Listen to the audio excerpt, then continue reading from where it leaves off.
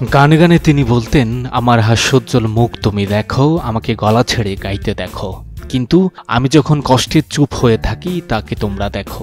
এমন প্রশ্নে আজকের দিনে পৃথিবীতে আসা আইয়ুব বাচ্চু নিজের আক্ষেপই ঢেলে দিয়েছেন কিনা কেউ জানে না। তবে আবেগে এই শিল্পী তার আঙ্গুল আর হৃদয়ের প্রেম দিয়ে যেভাবে গিটার বাজাতেন তা দেশ পেরিয়ে দেশের বাইরেও সমানভাবে মানুষকে মুগ্ধ করেছিল।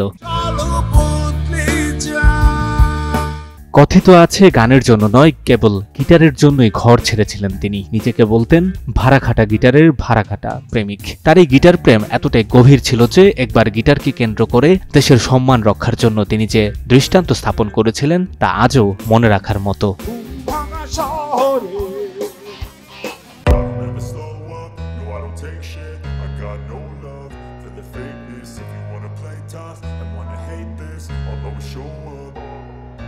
সময়টা ছিল 1998 সাল। যুক্তরাষ্ট্রের নিউ ইয়র্কে শো শেষে আইয়ুব বাচ্চু তার ব্যান্ড নিয়ে যান বিখ্যাত এক গিটার সেন্টারে। সেখানে তার চোখ পড়ে অসাধারণ এক আইভানেস গিটারের উপর। তিনি গিটারটি দেখতে চাইলে দোকানের ব্যবস্থাপক তাকে অবজ্ঞা করে বলেন, এই গিটার তোমার মতো বাংলাদেশের জন্য নয়, এটা এখানে সবচেয়ে দামি গিটার, বরং অন্য কিছু দেখো। দেশকে অপমান করার এই কথায় কষ্ট পান বাচ্চু, কিন্তু তার মনে জেদ চেপে বসে। তিনি অনুরোধ করেন, শুধু একবার গিটারটি বাজানোর সুযোগ দাও। লোকটি অনিচ্ছা সত্ত্বেও গিটারটি তার হাতে দেন।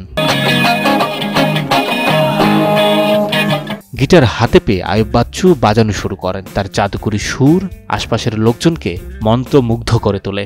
বাজানো শেষে গিটারটি ফেরত দিতে গেলে লোকটি বলেন, তুমি অসাধারণ বাজাও, এই গিটার তোমারই, আমি তোমাকে এটা অর্ধেক দামে দেব। বিনয়ের সঙ্গে বাচ্চু উত্তর দেন, এটা তুমি আমাকে বিনে পয়সায় দিলেও নেব না। তুমি আমার দেশকে অপমান করেছ।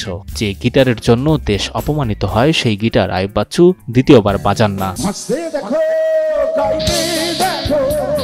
আইয়ুব বাচ্চু শুধু গান নয়, ভাবতেন দেশ নিয়েও। আক্ষেপ করে তিনি বলতেন, ফ্রিতে কিচ্ছু পাওয়া যায় না, তবে মানুষ ফ্রিতে গান খোঁজেন। আজ এই গিটার জাদুকরের জন্মদিনে শ্রোতারা তাকে নিশ্চয়ই মিস করবেন। কেউ কেউ হয়তো আনমনে গেয়েও উঠবেন, সেই তুমি কেন এত অচেনা হলে। সঞ্জয় দত্ত, যুগান্তর নিউজ।